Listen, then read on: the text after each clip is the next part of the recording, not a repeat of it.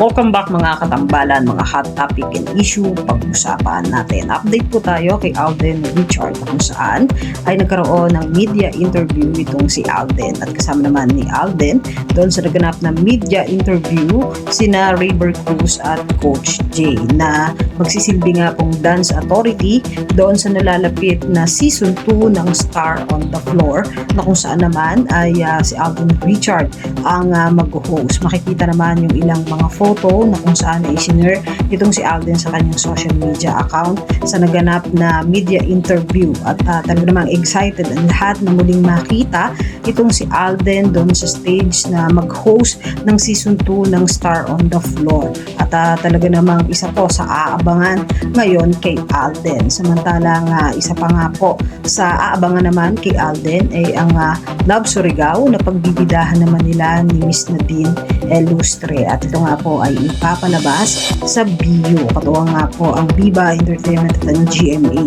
at makikita naman yung husay at galing nitong si Alden muli sa pag-arte kasama nga itong si Nadine Lustre. Nagkaroon nga din itong si Alden ng interview kasama si Nadine na kung saan pinakilala nga doon sa Love Surigao. Talaga nga excited ng lahat sa nalalapit nga po na pagpalabas ng Love Surigao sa BU. Isa pa nga po ay ang Casino Plus na kung saan si Alden nga po ay nasa Cebu City on January 16 at 18. Ito nga po ay para sa Sinulog 2026.